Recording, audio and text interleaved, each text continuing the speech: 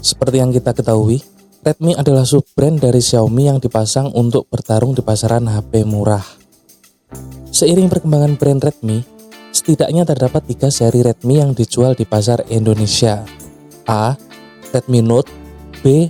Redmi Angka, dan C. Redmi Huruf. Dari ketiga seri tersebut, yang akan kita review kali ini adalah HP terbaru dari Redmi Huruf, yaitu Redmi A5. Dijual dengan harga 1 jutaan, tidak salah jika kata kentang yang pertama kali muncul jika mengingat harganya. Seperti biasa, yang membuat kita kecewa dengan HP adalah ketika memasang ekspektasi yang tinggi, yang akhirnya tidak dapat dicapai oleh HP ini.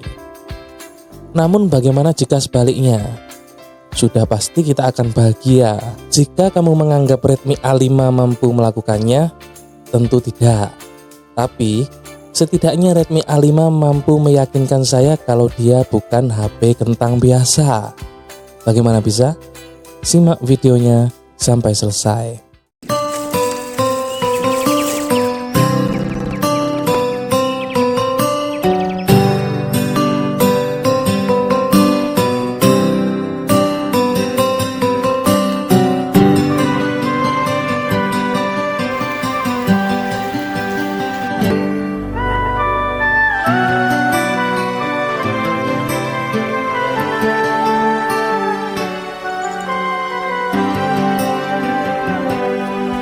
Yang pertama kita bahas yaitu dari segi desainnya dulu.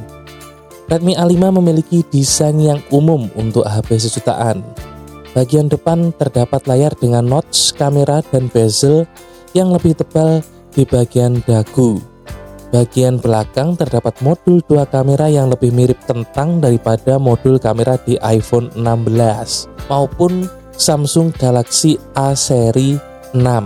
Jadi sama-sama yang bagian modul kameranya itu dibuat gabung memanjang ya. Tapi secara wujud si Redmi A5 itu seolah-olah lebih ingin dibilang mirip kentang, nggak tahu kenapa. Itu menurut saya sih. Kemudian di bagian modul kamera A5, Redmi A5 lebih simetris kalau dibandingkan dengan kentang. Frame HP ini berbahan plastik dengan tombol volume, tombol power, sekaligus fingerprint di sisi kanan. Yang tidak biasa adalah di sisi atas HP ini terdapat lubang speaker. Sekilas saat unboxing, kukira HP ini memiliki speaker stereo. Tapi setelah melihat bagian bawah HP ini, ternyata hanya ada 2 lubang, yaitu port USB Type-C dan audio jack. Oh ya, lubang mic juga ada di bagian bawah. SIM tray ada di bagian kiri atas yang memerlukan SIM ejector untuk membukanya. Tenang saja, SIM ejector masih disertakan dalam paket penjualan. Meski material bodi HP ini sepenuhnya plastik, kesan menggenggam HP ini terasa sangat mantap. Memang bukan ukuran HP yang mudah dipakai dengan satu tangan, tapi secara natural posisi tombol-tombol HP ini terasa nyaman dan pas. Kamera belakang HP ini memiliki satu modul utama 32 megapiksel dan satu lensa tambahan sebagai aksesoris pendukung. Jadi nggak diketahui untuk yang lensa yang kedua ya, itu berapa megapiksel. Ya namanya juga aksesoris pendukung ya. Ya bonus lah, anggap aja itu kamera bonus. Sedangkan di bagian depan memiliki modul lensa kamera 8 megapiksel. Rekaman video baik menggunakan kamera depan maupun belakang HP ini mampu merekam sampai 1080p 30 fps. Hasil foto dan video HP ini bisa dibilang cukup bagi aktivis WA untuk membagikan aktivitas harian melalui status maupun WA grup ya. Dengan catatan kamu tidak masuk ke dalam grup mendang-mending. Kamu pasti akan habis dihujat mending ini, mending itu, mending ini, kameranya ini nggak bagus sebagai ini. Padahal yang mengomentari ya belum tentu pakai HP yang dibilang mending, atau bahkan untuk beli HP Redmi A5 saja belum tentu mampu. Ya, kalau saya sendiri sebagai awam dalam hal teknis kamera, secara subjektif saya dapat merasakan kualitas hasil jepretan kamera dan perekaman video HP ini biasa saja ya. Berikut beberapa sampel jepretan kamera HP ini ya. Jadi ada sampel perekaman menggunakan kamera belakang di pinggir jalan dan kamera depannya ya. Dari kita coba juga untuk kondisi malam dan siang. Silakan diamati sendiri perbedaannya ya.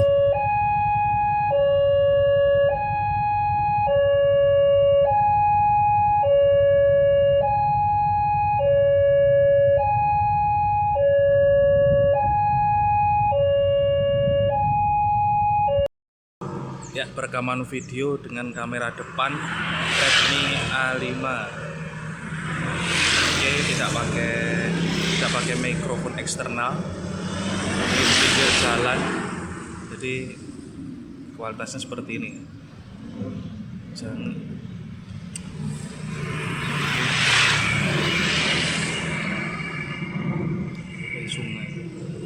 Sungai.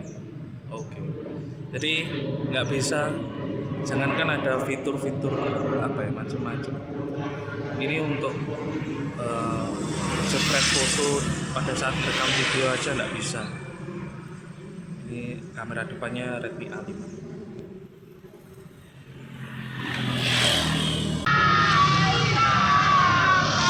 Perekaman video malam Redmi A5 di situasi di pinggir jalan. Tidak menggunakan mikrofon eksternal, tapi menggunakan mikrofon dari HP. Ya, seperti inilah hasil rekaman videonya. Kalau ini video perekaman menggunakan kamera depan untuk Redmi A5 di situasi di luar outdoor malam hari, malam takbir.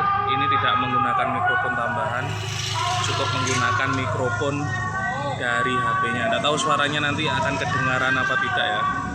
Oke, mungkin saya akan mendekat dikit. Tapi kayaknya kalau selama berada di bawah lampu sepertinya masih jelas ya, ada wajah masih jelas.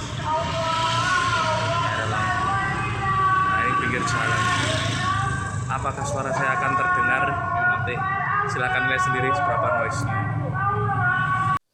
Kemudian fitur kamera di HP ini lebih cocok dibilang minimalis namun tetap fungsional, seperti mode Ultra HD, mode malam, dan time lapse ya. Jadi memang nggak banyak ya, fitur-fiturnya itu memang nggak banyak untuk pilihan kamera. Jadi jangan harap ada dual view ya. Untuk menjepret atau mengambil foto pada sambil merekam aja nggak bisa. Kemudian dari segi layar, ukuran layar HP ini bisa dibilang lebar, yaitu 6,88 inch. Panel layar yang digunakan adalah panel layar yang umum digunakan pada HP sejutaan, yaitu IPS LCD dengan resolusi 1640 x 720 dan kerapatan 260 ppi atau pixel per inch. Layar HP ini cukup nyaman di mata. Memang layar HP ini tidak bisa dibilang burik kalau dibandingkan dengan layar beresolusi sama meski memiliki panel berbeda. Apalagi jika dibandingkan dengan HP 2 jutaan yang memiliki resolusi layar yang sama.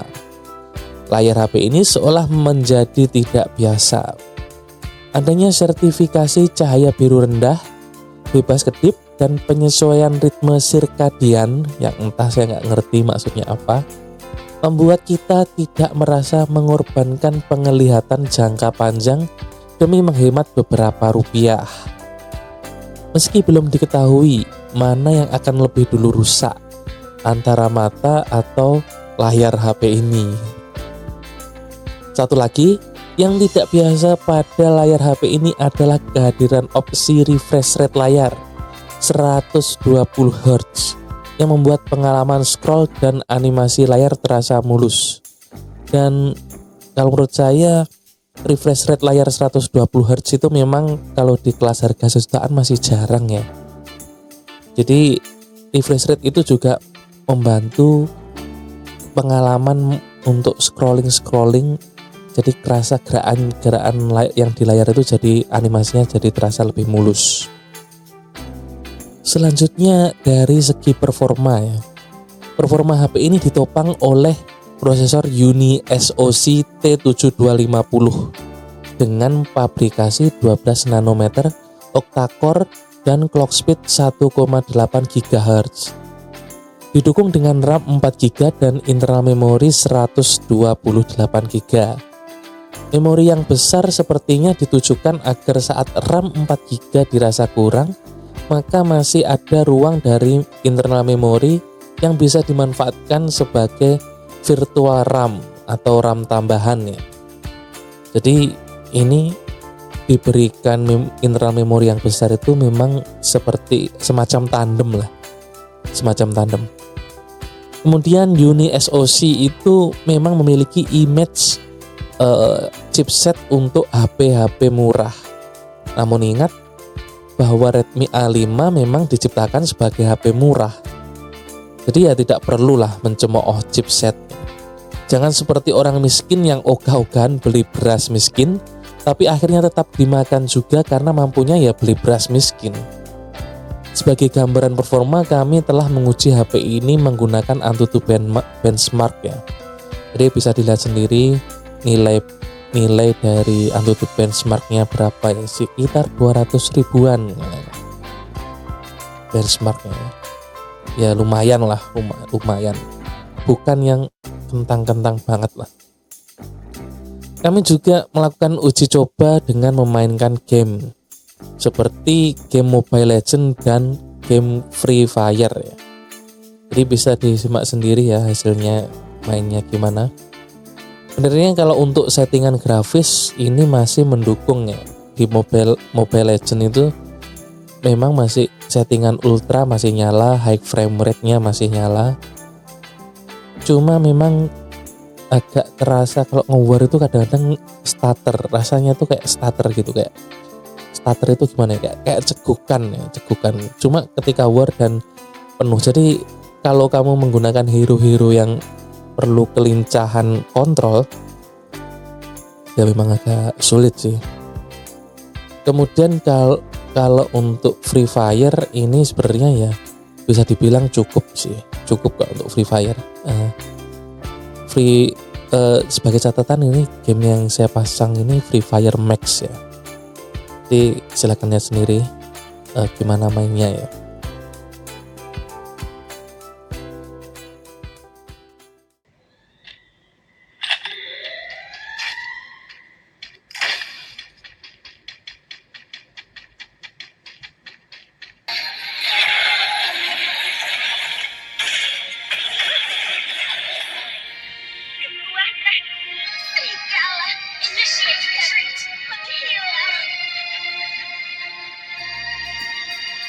Dari segi software, OS HP ini adalah Android 15 Go Edition.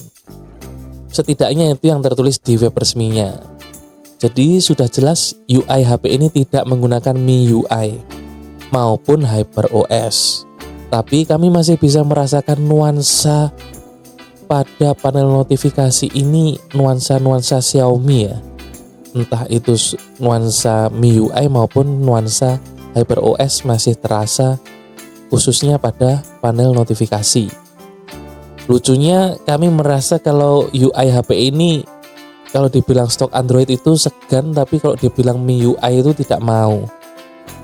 Namun hal itu justru menguntungkan ya, karena pengoperasian HP ini terasa ringan dan sederhana. Wajar saja karena hanya ada fitur standar yang disematkan di HP ini. Fitur-fitur yang terkait dengan mempercantik tampilan dan personalisasi tampilan seperti tema, laci aplikasi, animasi halaman, itu memang tidak hadir di HP ini. HP ini seolah bersih tanpa iklan, tapi jika kamu mengaktifkan aplikasi bawaan atau bloatware seperti aplikasi musik di HP ini, yang biasanya sering kita jumpai di HP-HP Xiaomi ya, aplikasi musik tersebut, maka aplikasi tersebut akan rajin mengirimi notifikasi untukmu. Ya kalau menurut saya ini bisa dibilang iklan terselubung ya, karena di notifikasi itu merupakan notifikasi dorong atau push notification yang sifatnya mempromosikan sesuatu ya. Jadi ya ini ya bisa dibilang ini iklan terselubung, walaupun bukan iklan yang pop up. Jadi kalau menurut saya ya sebenarnya antara kalau mengganggu tampilan sih enggak, tapi mengganggu notifikasi. Itu bagi saya pribadi. Kemudian untuk mengatasi ini satu-satunya cara yaitu yang pertama jangan diaktifkan ya aplikasi musiknya, nggak usah dipencet, biarin aja karena aplikasi ini nggak bisa dihapus.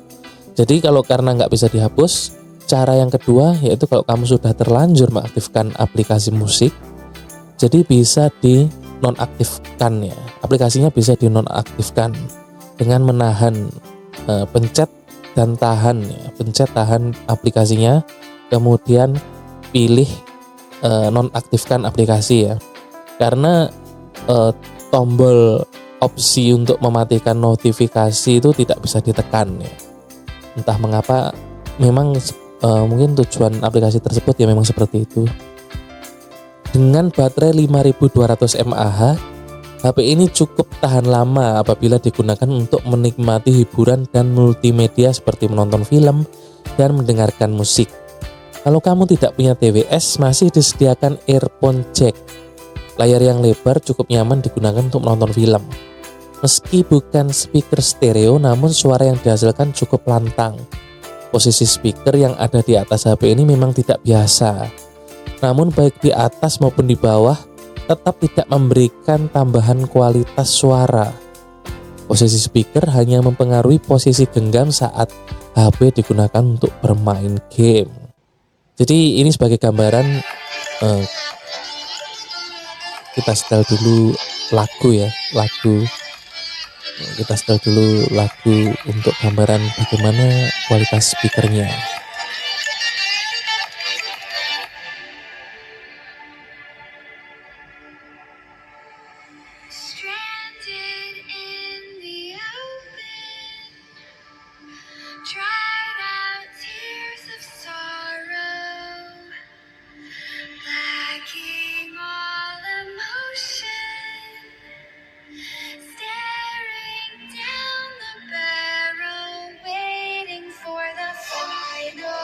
Ketika kamu hendak memutuskan untuk membeli HP ini, pastikan kamu adalah orang yang mampu menjaga ekspektasi.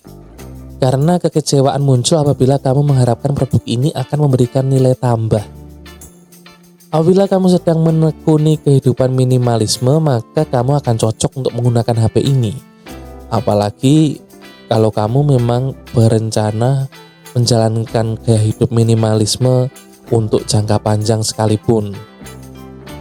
Internal storage yang bisa dibilang lega di kelasnya yaitu 128 GB akan sangat fungsional dan versatile. Versatile itu apa ya? Serbaguna lah.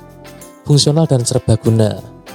Apabila kamu ingin menghadiahkan HP ini untuk pensiunan yang juga aktivis WA Group, HP ini pasti akan sangat cocok. Android Go 15 yang simple dan minim iklan akan sangat mudah dioperasikan. Ditambah versi Android yang masih terbilang baru atau bahkan terbaru ya, mungkin sebentar lagi versi 16 kayaknya di tahun ini ya, belum ya, yang terakhir memang versi 15 ya, jadi masih bisa dibilang baru ya. Serta dukungan security patch setidaknya dapat memberikan perlindungan tambahan terhadap kejahatan siber, apalagi kepada kelompok-kelompok yang rentan terhadap kejahatan siber. Kasih saja HP ini. Akhirnya keputusan untuk membeli HP ini kembali lagi ke tanganmu. Dan inilah akhir dari video ini. Subscribe channel ini untuk konten menarik lainnya. Dan jangan lupa like video ini jika suka. Silahkan tinggalkan komentar apapun apabila kamu memiliki opini dan masukan untuk channel ini. Apabila ingin menyemangati dan mendukung channel ini juga sangat diperbolehkan. Saya Uwak Bakul Kelambi, Suka Review.